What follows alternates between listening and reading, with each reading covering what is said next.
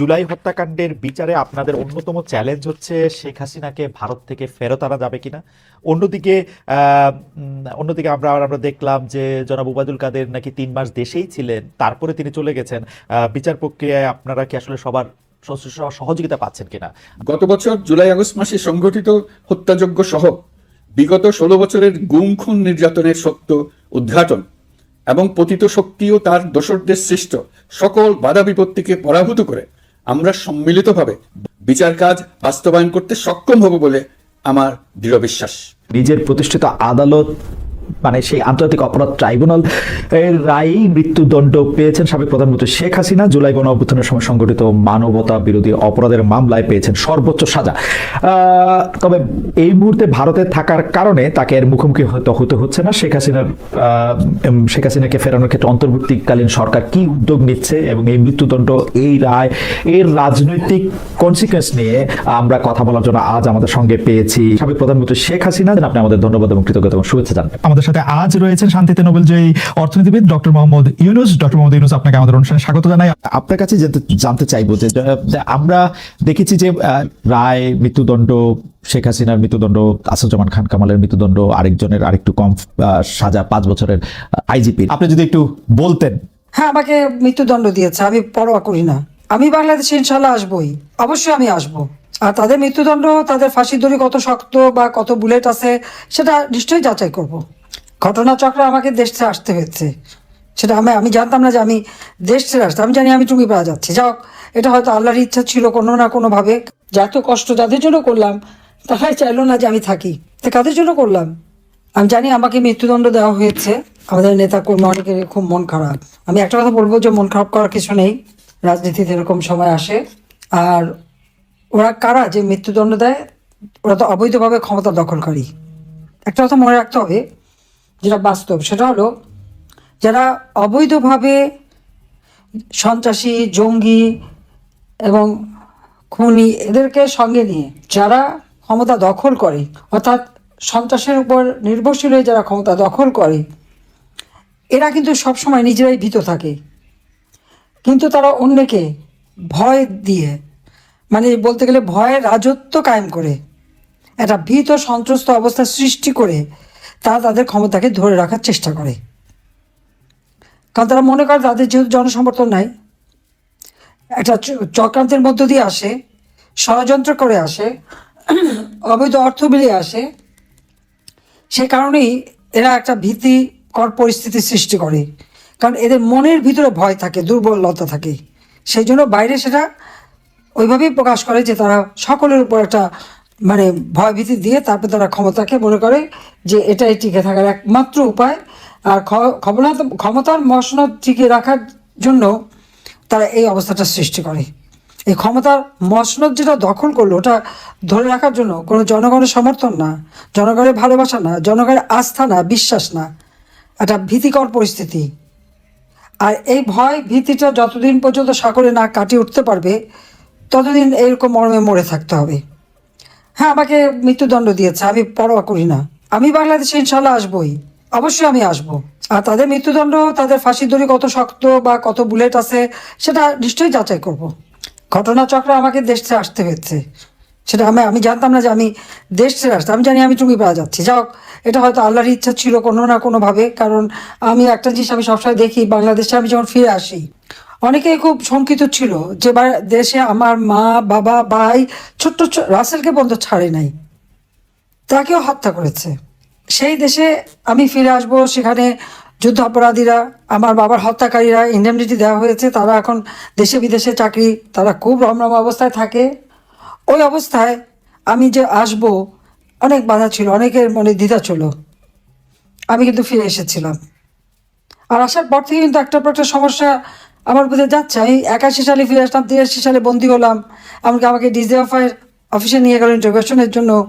এরপরে আবার 85 সালে, আর যখন যেখানে গেছি সেখানে তো মানে একবার আক্রান্ত হয়েছি, এ তো কতবার। কিন্তু হ্যাঁ, আমি বেঁচে গেছি, আমি বারবার বেঁচে গেছি। জানি না, এখানে আমি বলবো আল্লাহ রাব্বুল আলামিন আমাকে বাঁচিয়ে রেখেছেন।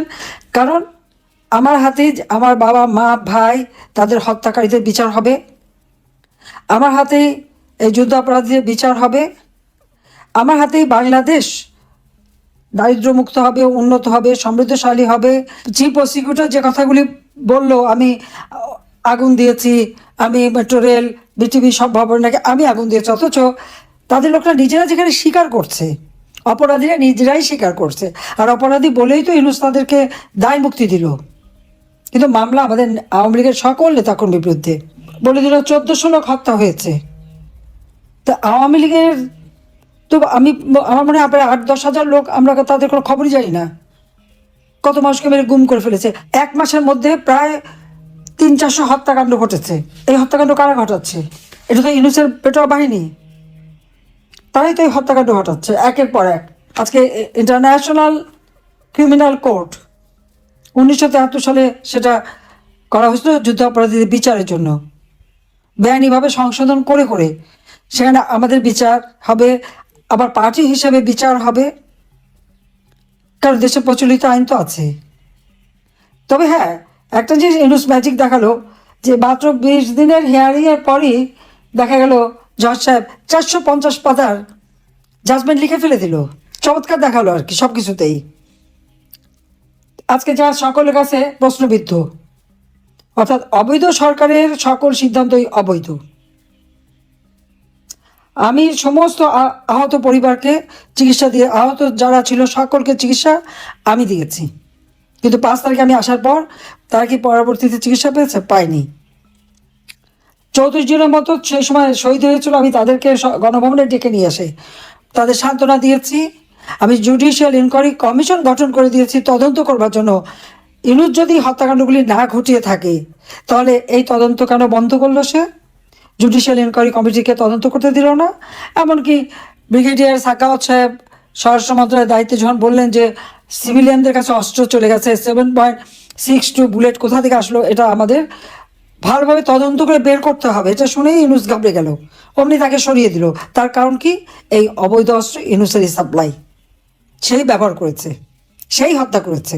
এই হত্যার জন্য দায়ী ডক্টর মোহাম্মদ ইউনূস এবং তার ওই এখন যারা এনসিপি হয়েছে, সেই সাথে জামাত, বিএনপি, শিবির, তারা। আমি একটু জানতে চাইবো যে 32 নম্বর ধানমন্ডি 32 নম্বর যেটা বঙ্গবন্ধুর বাড়ি ছিল, সেটি ভাঙচুর এর আগে যখন হয়েছে সরকার সেটি ঠেকানোর কোনো রকম চেষ্টা দেয়নি। অনেক সরকারের শীর্ষ কর্মকর্তাকে জনরোষ বলেছিলেন। গতকাল যখন, মানে গতকাল ঠিক না, আমার জন্য গতকাল মানে আসলে 17 তারিখ, সেইটা রক্ষা করার ব্যাপারে এত সিরিয়াস এবার আমরা সরকারকে কেন দেখলাম? এতে কি সরকারের অবস্থানে পরিবর্তন হয়েছে নাকি মানে না, আসলে কোনটা? মানে 32 নম্বর ভাঙতে চেয়েছে জনগণ, ভাঙতেই তো দেওয়া উচিত ছিল এর আগের বারের কথা স্মরণ করে আর কি। বাংলাদেশ একটা ক্রান্তি লগ্নের মধ্য দিয়ে চলছে। বাংলাদেশকে নিয়ে যেন একটা ধ্বংসের খেলা শুরু হয়েছে। বাংলাদেশের আজকে চরমভাবে ধ্বংস করে আজ একটা জঙ্গি সন্ত্রাসীদের দেশ হিসেবে পরিণত করা হয়েছে।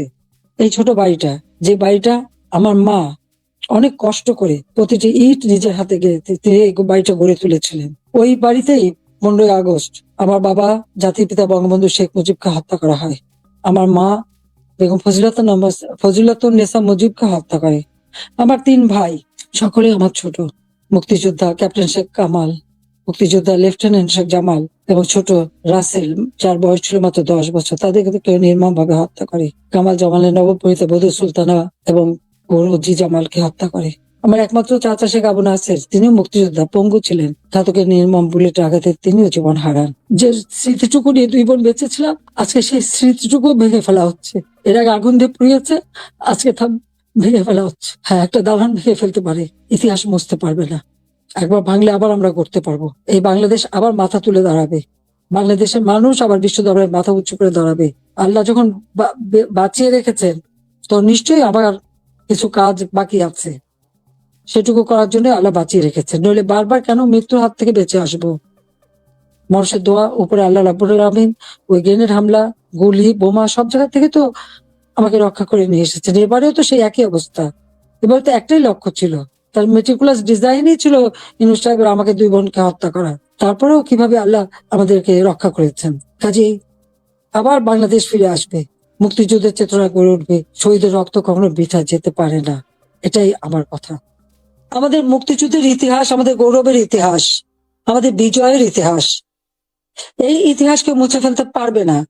আমি জানি এটা মুছে ফেলার চেষ্টা হচ্ছে, সংবিধানকে ধ্বংস করা, জাতীয় পতাকা ধ্বংস করা, অনেক চেষ্টাই করা হয়েছে। কিন্তু লাখো শহীদের রক্তের বিনিময়ে যে পতাকা পেয়েছি, যে সংবিধান পেয়েছি, যে স্বাধীনতা পেয়েছি, তা ওই কয়েকজন বুলডোজার দিয়ে ভেঙে ঘুরিয়ে দেবে এ শক্তি তাদের হয়নি এখনো। এটা তাদের দুর্বলতার প্রকাশ। তারা একটা দালান ভাঙতে পারে, কিন্তু ইতিহাসকে তারা ধ্বংস করতে পারে না। ইতিহাস কিন্তু তার প্রতিশোধ নেয়, এটাও তাদের মনে রাখতে হবে। একবার মুছে ফেলা হয়েছিল ৭৫-এর পর, এরপর আবার এখন শুরু। যারা এটা করছে তারা তাদের হীনমন্যতার পরিচয় দিচ্ছে। যারা এটা করছে তারা তাদের হীনমন্যতার পরিচয় দিচ্ছে, পরিচয় দিচ্ছে। জুলাই হত্যাকাণ্ডের বিচারে আপনাদের অন্যতম চ্যালেঞ্জ হচ্ছে শেখ হাসিনাকে ভারত থেকে ফেরত আনা যাবে কিনা। অন্যদিকে আমরা দেখলাম যে জনাব ওবায়দুল কাদের নাকি ৩ মাস দেশেই ছিলেন, তারপরে তিনি চলে গেছেন। বিচার প্রক্রিয়ায় আপনারা কি আসলে সবার সহযোগিতা পাচ্ছেন কিনা? আপনার কি মনে হয় তিনি কিভাবে দেশ ছেড়ে চলে গেলেন? এই সরকারের মধ্যেই কি কেউ তাকে দেশ ছেড়ে চলে যেতে সাহায্য করেছেন? গত বছর জুলাই আগস্ট মাসে সংঘটিত হত্যাযজ্ঞ সহ বিগত ১৬ বছরের গুম খুন নির্যাতনের সত্য উদ্ঘাটন এবং পতিত শক্তি ও তার দোসরদের সৃষ্ট সকল বাধা বিপত্তিকে পরাভূত করে আমরা সম্মিলিতভাবে বিচার কাজ বাস্তবায়ন করতে সক্ষম হব বলে আমার দৃঢ় বিশ্বাস। মানবতা বিরোধী অপরাধের বিচারের জন্য আন্তর্জাতিক অপরাধ ট্রাইব্যুনাল গঠনের পর প্রসিকিউশন টিম গঠন ও তদন্ত কর্মকর্তা নিয়োগের পাশাপাশি বিচারিক কার্যক্রম পরিচালনা প্রক্রিয়াধীন ছিল। যত দ্রুত সম্ভব বিচার কাজ শুরুর ব্যাপারে আমরা আশাবাদী ছিলাম। আপনারা জানেন, জুলাইয়ে সংঘটিত হত্যাযজ্ঞের বিচার ইতিমধ্যে শুরু হয়ে গেছে। বিচার কাজ যেন দ্রুত গতিতে সম্পন্ন হয় সেজন্য সরকারের পক্ষ থেকে যত রকম সহযোগিতা প্রয়োজন আমরা তা দিচ্ছি। বিচারের জন্য আন্তর্জাতিক অপরাধ ট্রাইব্যুনালের এজলাস কক্ষ ডিজিটাল প্রযুক্তিতে সমৃদ্ধ করা হয়েছে। ইতিহাসে প্রথমবারের মতো কোনো বিচার পর্ব আদালতের অনুমতিক্রমে সরাসরি কিংবা রেকর্ডকৃত পদ্ধতিতে গণমাধ্যমে প্রচারিত হচ্ছে। আমরা বিশ্বাস করি এতে করে বিচার বিভাগের প্রতি মানুষের আস্থা বাড়বে, বিচার নিয়ে অপপ্রচার বন্ধ হবে। প্রসিকিউশন বলছে, বিগত সরকার পতনের পর তাদের আজ্ঞাবহ ব্যক্তিরা বিভিন্ন গুরুত্বপূর্ণ সাক্ষ্য প্রমাণ বিনষ্ট করার চেষ্টা করেছে। থানা, হাসপাতাল সহ গুরুত্বপূর্ণ স্থানের দলিলপত্র পুড়িয়ে বা লুকিয়ে নষ্ট করার চেষ্টা করা হয়েছে। বিভিন্ন অপরাধমূলক স্থাপনার আকার আকৃতি, দেয়াল ইত্যাদি ভেঙে এবং বিকৃত করে প্রমাণ লুকানোর চেষ্টা করা হয়েছে। বিভিন্ন ডিজিটাল এভিডেন্স যেমন ভিডিও, অডিও, ইন্টারনেট ডেটা, যেগুলো ডিলিট বা ধ্বংস করার চেষ্টা করা হয়েছে, তদন্ত কর্মকর্তারা সর্বাধুনিক প্রযুক্তি ব্যবহার করে সেগুলো রিকভার এবং রেস্টোর করার কাজ করছেন। এই কাজে আমরা দেশবাসীর কাছেও সহযোগিতা কামনা করছি। স্বৈরাচারী সরকারের আমলে গত ১৬ বছরে রাজনৈতিক ভিন্নমত দমনের জন্য বিপুল সংখ্যক মানুষকে গুম করা হয়েছিল। এই মানুষগুলোকে এমন সব বন্দিশালায় আটকে রাখা হয়েছিল যাদের কোনোটির আয়তন ছিল মাত্র ৩ ফিট বাই ৩ ফিট। গুমের ঘটনা তদন্ত ও এই ভয়াবহ অপরাধের সঙ্গে যারা জড়িত তাদের বিচারের জন্য একটি স্বাধীন গুম সংক্রান্ত কমিশন নিরলসভাবে কাজ করে যাচ্ছে। তারা গুমের এমন রোমহর্ষক ঘটনা আবিষ্কার করেছে যা নিষ্ঠুরতার চূড়ান্ত সীমা ছাড়িয়ে গেছে। মানুষকে পেট কেটে সিমেন্টের বস্তা ঢুকিয়ে নদীতে ডুবিয়ে দেওয়া হতো, ইনজেকশন দিয়ে অজ্ঞান করে জ্বলন্ত ইটভাটায় নিক্ষেপ করা হতো, ট্রেন ও গাড়ির নিচে ছুঁড়ে ফেলা হতো। কমিশন এখন পর্যন্ত 2টি অন্তর্বর্তীকালীন প্রতিবেদন জমা দিয়েছে। তারা এখনো প্রতিনিয়ত নতুন অভিযোগ পাচ্ছে। ইতিমধ্যে গুমের তদন্ত কার্যক্রমের জন্য ঢাকা শহরে 3টি, চাঁপাইনবাবগঞ্জ ও বগুড়া জেলায় 3টি গুমের কেন্দ্র পরিদর্শন ও সাক্ষ্য গ্রহণ করা হয়েছে। তদন্ত কাজে মানুষের সম্পৃক্ততা বাড়াতে বিশ্ববিদ্যালয়, মাদ্রাসা পর্যায়ে গণশুনানি গ্রহণ করা হয়েছে। মোট ৮ শতাধিক শিক্ষার্থী, শিক্ষক, সাধারণ মানুষ গণশুনানিতে অংশ নিয়েছেন। গুম সংক্রান্ত বেশ কিছু অভিযোগ ইতিমধ্যে আন্তর্জাতিক অপরাধ ট্রাইব্যুনালের তদন্ত সংস্থার কাছে জমা হয়েছে। এছাড়াও এই সংক্রান্ত একটা আইন প্রণয়নের কাজ প্রায় শেষ পর্যায়ে আছে। অল্প কিছুদিনের মধ্যেই এটি চূড়ান্ত হবে বলে আশা করছি। গত ১৬ বছর ধরে এদেশের প্রতিটি স্তরে অপরাধ, অনিয়ম, দুর্নীতির ভাইরাস ছড়িয়ে পড়েছিল। এই রোগাক্রান্ত রাষ্ট্র ব্যবস্থাকে রোগমুক্ত করে জনগণের কল্যাণমুখী করতে হলে আমাদের রাজনৈতিক দলগুলোর সক্রিয় অংশগ্রহণ জরুরি। আমরা দায়িত্ব নেবার পর থেকেই রাজনৈতিক দলগুলোর সাথে নিয়মিত যোগাযোগ রেখেছি। বিভিন্ন ইস্যুতে রাজনৈতিক নেতাদের সঙ্গে আলাদা এবং একত্রিতভাবে বৈঠক করেছি। সর্বশেষ গত মাসের শেষ সপ্তাহেও বিভিন্ন রাজনৈতিক দলের নেতৃবৃন্দের সঙ্গে আমি বৈঠক করেছি। সরকার পরিচালনায় তারা তাদের গুরুত্বপূর্ণ মতামত তুলে ধরেছেন। রাজনৈতিক দলগুলো শুরু থেকে আমাদের সাথে সহযোগিতা করে এসছেন এবং সবসময় তারা সহযোগিতা অব্যাহত রাখার প্রতিশ্রুতি দিয়েছেন। জাতিসংঘের স্বীকৃত 5টি ধাপ অনুযায়ী পুলিশ সদস্যদের প্রশিক্ষণ দেওয়া হচ্ছে। ভঙ্গুর আইনশৃঙ্খলা বাহিনীকে নতুন করে গড়ে তোলার জন্য আমরা সর্বোচ্চ ব্যবস্থা নিয়েছি। আইনশৃঙ্খলা বাহিনী দ্বারা কোনো মানবাধিকার লঙ্ঘন যাতে না ঘটে সেই জন্য পুলিশ সদর দপ্তরে একটি সেল কার্যকর করা হয়েছে, যেখানে মানবাধিকার সহ পুলিশ সদস্যদের মাধ্যমে সংগঠিত যে কোনো অপরাধের বিষয়ে অভিযোগ করা যায়। এই সমস্ত সেল অন্যান্য আইন প্রয়োগকারী সংস্থার প্রধান কার্যালয়েও স্থাপন করা হচ্ছে। আসামিদের জিজ্ঞাসাবাদ হবে স্বচ্ছ কাচের ঘরে। হাজতখানায় বন্দীদের মানবিক সেবা নিশ্চিত করা হবে। অভিযান পরিচালনার সময় পুলিশ যেন জিপিএস ট্র্যাকিং সিস্টেম ডিভাইস সহ বডি ক্যামেরা পরিধান করেন তা নিশ্চিত করা হবে। পুলিশ যেন আর কখনোই কোনো আন্দোলন দমনে প্রাণঘাতী অস্ত্র ব্যবহার করতে না পারে সেই ব্যবস্থা নেওয়া হয়েছে। বেআইনি সমাবেশে বল প্রয়োগের ক্ষেত্রে জাতিসংঘের স্বীকৃত 5টি ধাপ অনুযায়ী পুলিশ সদস্যদের প্রশিক্ষণ দেওয়া হচ্ছে। সব মিলিয়ে স্বরাষ্ট্র মন্ত্রণালয়ের পুলিশ সংস্কার কমিশনের প্রস্তাব অনুযায়ী 16টি সংস্কার কাজ সম্পন্ন হয়েছে। আরও 43টি সংস্কার কাজ সমাপ্ত হওয়ার পথে। দেওয়ানি আইন, নারী ও শিশু নির্যাতন দমন আইন সহ বিভিন্ন আইনগত সংস্কার সম্পন্ন হয়েছে। সম্প্রতি সরকার ফৌজদারি কার্যবিধি সংশোধন অধ্যাদেশ 2025 অনুমোদন করেছে। এর ফলে এখন থেকে কোনো ব্যক্তিকে আটকের পর 12 ঘন্টার মধ্যে যত দ্রুত সম্ভব পরিবারকে জানাতে হবে। আটককৃত ব্যক্তিকে আইনজীবীর সঙ্গে সাক্ষাতের সুযোগ দিতে হবে। গ্রেপ্তারকৃত ব্যক্তি রিমান্ডের পর অসুস্থ বা আহত হলে তাকে ডাক্তার কর্তৃক পরীক্ষা করতে হবে এবং আঘাতের কারণ নিশ্চিত হতে হবে। তার প্রয়োজনীয় চিকিৎসা দিতে হবে। এক্ষেত্রে পুলিশের দায় থাকলে আইনি ব্যবস্থা নেওয়ার বিধান যুক্ত করা হয়েছে। এই আইনের ফলে গ্রেফতার ও আটক নিয়ে মানুষের হয়রানি অনেক কমে আসবে। পুলিশের জবাবদিহিতা বাড়বে এবং বিচারের কাজ